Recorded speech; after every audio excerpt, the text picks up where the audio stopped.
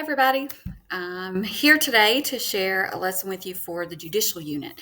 One of the standards to cover is the case of Marbury versus Madison and judicial review. And so, when we had a reading initiative and different ways to pair share and do different reading strategies in class, I did it over Marbury versus Madison a couple of years ago, and it in my inclusion class, and it actually works really well. And in teaching a case that can be complicated, and the kids really seem to understand it doing it this way. So where I created it was in Nearpod, because this was at the time when we were still half and half, and some kids were doing it at home, but it still works. I still use Nearpod, but if you don't have Nearpod, you can have a free subscription and have a few lessons stored in there. Your school may have a subscription.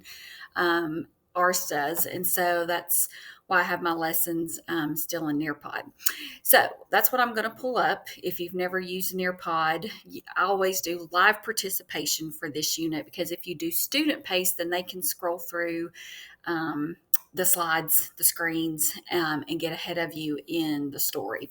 And so I do live participation, and that way I control everything. But if a kid is, out sick and needs to make a lesson up, then you can assign the student paced. It will give you the code, and you can share it in Google Classroom, for example. It'll give you an email link.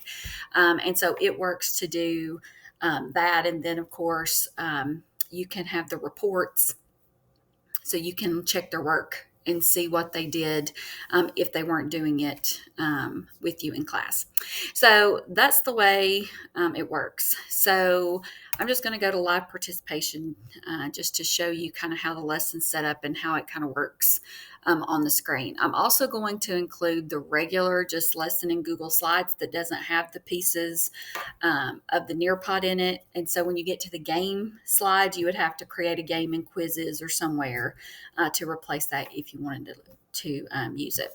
So if you've never used Nearpod, once you do live lesson, it pops this code on the screen, and I just wait for everybody to get logged in. Our school is lucky enough where we have one-to-one Chromebooks in every classroom, so every student has a Chromebook in the classroom. If you wanted them to pair up, if you don't have access to every kid having a Chromebook, then you could pair them up.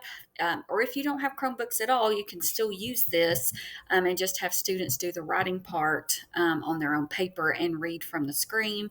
Or the reading part I took from iCivics, so you could just cut the reading part up and hand them out, chunks of the story at a time, because that's the reading strategy here, is like to make a prediction. Read one section, summarize what they read in one sentence, and then make a prediction about what they think is going to happen in the next section of the story. And so that's kind of how this is set up to work. So once all the kids get logged in, then you can do that, and this is what your screen will look like. And so you can scroll through and at your pace. So like I said, I took the reading from iCivics, and instead of giving it to them in a worksheet or little pieces of paper each time, because the first time I did it, I did just print it out, and then some kids wanted to read ahead of me instead of stopping at each of these chunks when they wanted to do their make a prediction, which, you should see coming. So that's when I did it this way. And again, you can use it in a regular Google slide and just have them do their own do it on their own paper.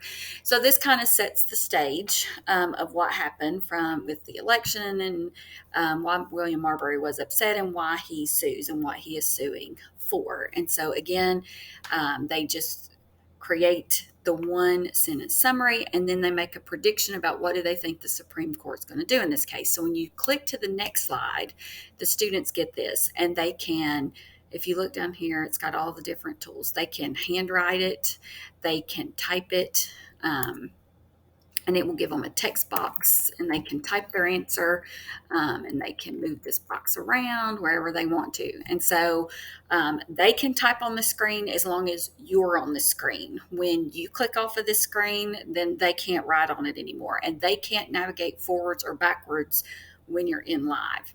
And so this is the student view. If you want to see the teacher view, that's just showing you what the students are seeing And sometimes I use teacher view, like when it's a quiz or things that I build in questions for, like you can put a video on here and put questions in it. Um, and I don't want them to see what all everybody's selecting.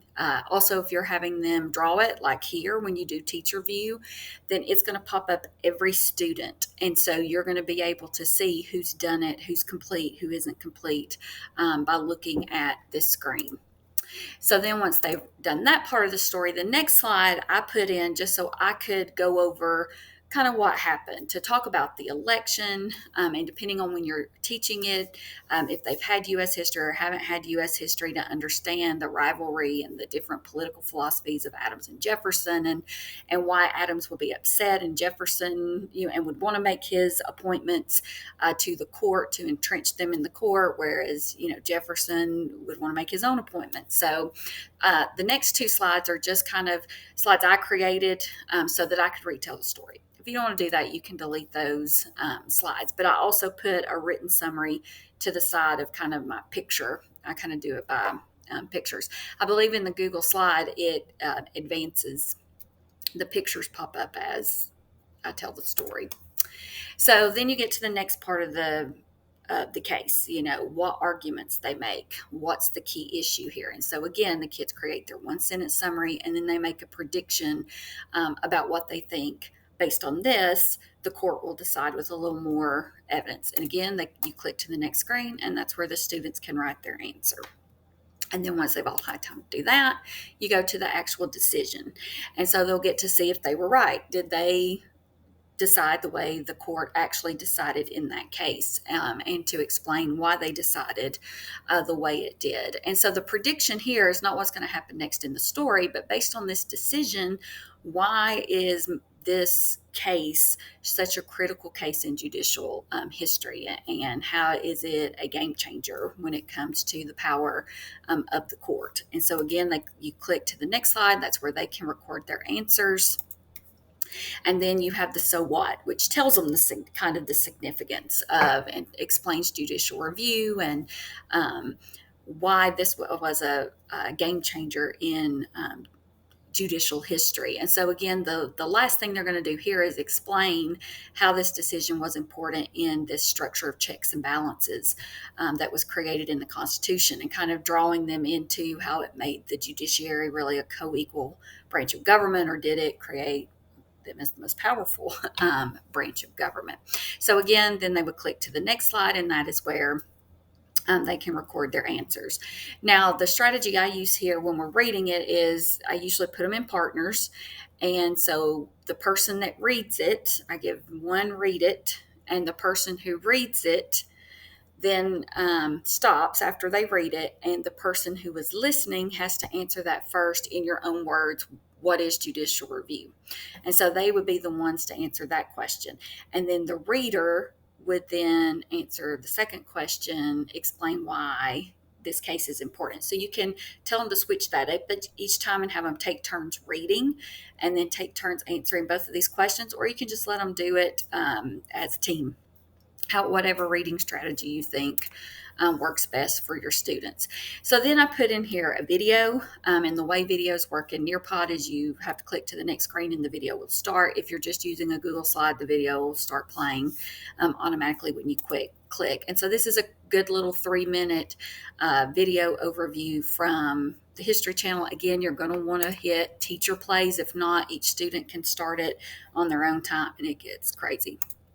And so here's the video. I didn't do any questions since we had, this lesson is about the reading. So this just gives them the good 3-minute overview of the case and the significance of judicial review.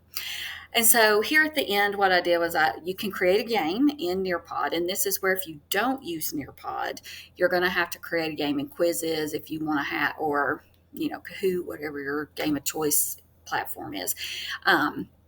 But here's I did a 10-question game, and the game in this Nearpod is called Time to Climb. And so they create a character. You usually can pick the theme. So I always will vote on it as a class, which theme we want to do.